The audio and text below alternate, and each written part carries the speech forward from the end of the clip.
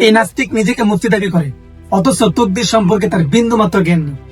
আল্লাহ আসমান এবং জমিন সৃষ্টির 50 বছর আগে সবকিছুর ভাগ্য লিপিবদ্ধ করেছেন। সেই আল্লাহ কোনো কিছুর ক্ষেত্রে কি সম্ভবত হয়তো আশা করা যায় এই জাতীয় শব্দ ব্যবহার করতে পারেন?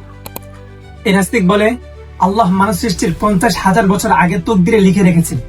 আল্লাহ সবকিছু নিশ্চিত জানেন, তাহলে কোরআনে কেন বলা হয় আশা করা যায়, সম্ভবত, হয়তো? এগুলো তো অনিশ্চয়তার ভাষা।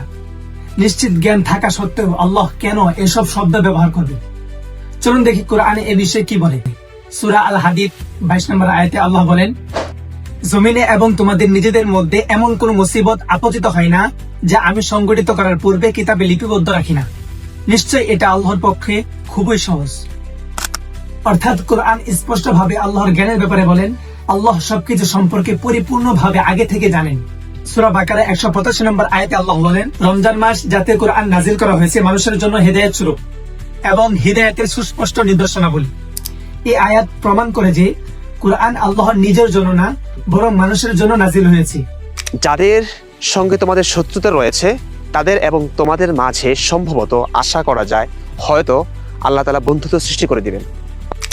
এই নাস্তিক সে যে আয়াত দেখিয়ে মানুষকে বিভ্রান্ত করছে, চলুন সেই আয়াতটি দেখে আসি। সূরা মুমতাহিন আয়াত 7 আল্লাহ বলেন, আশা করা যায় আল্লাহ তোমাদের ও যাদের সাথে শত্রুতা ছিল তাদের মধ্যে বন্ধুত্ব সৃষ্টি করে দিবেন। মানুষের ক্ষেত্রে আশা অনিশ্চয়তা, আল্লাহর ক্ষেত্রে আশা প্রতিশ্রুতি বা দরজা খোলা রাখা। আশা করা যায় শব্দটা মানুষকে নিরাশা থেকে বাঁচাতে ব্যবহার করা হয়েছে। এখানে আল্লাহ ভবিষ্যৎ জানেন, কিন্তু মানুষ তা জানে না। মানুষ যেন নিরাশ হয়ে বলে না সব শেষ, আর কিছু হবে না। এই আশা আল্লাহর জন্য না, এই আশা মুমিনদের জন্য। প্রিয় অডিয়েন্স, তকদির সম্পর্কে আমাদের বড় ভুল ধারণা।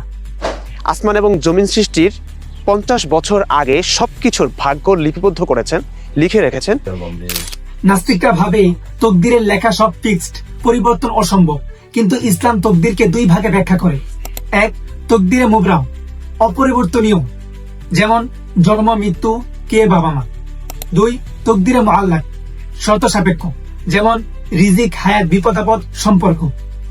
চলুন দেখি এই সম্পর্কে হাদিসে কি বলা আছে।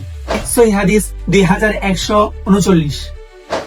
সালমান রাদিয়াল্লাহু তাআলা আনহু হতে বর্ণিত, তিনি বলেন, রাসূল সাল্লাল্লাহু আলাইহি সাল্লাম বলেছেন, দোয়া ব্যতীত অন্য কোনো কিছুই ভাগ্যের পরিবর্তন করতে পারে না এবং সৎ কাজ ব্যতীত অন্য কোনো কিছুই হায়াত বাড়াতে পারে না। আরেক হাদিসে বলেন, সহিহ বুখারী হাদিস 5986।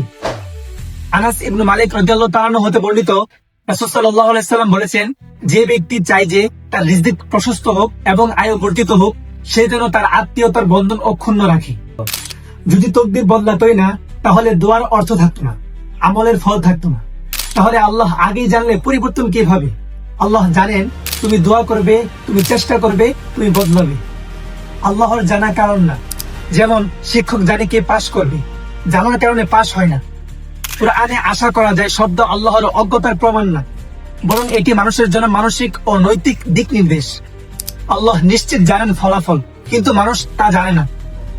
তাই কোরআনের ভাষা মানুষের অবস্থান অনুযায়ী, আর তকদিরের অনেক অংশ দোয়া ও আমলের মাধ্যমে পরিবর্তনযোগ্য। এটাই কোরআন ও সহিহ হাদিসে স্পষ্ট শিক্ষা। ভিডিওটি ভালো লাগলে শেয়ার করবেন। এই চ্যানেলে নতুন হয়ে থাকলে সাবস্ক্রাইব করে পাশে থাকবেন। দেখা হবে পরবর্তী কোনো ভিডিওতে। আল্লাহ হাফেজ।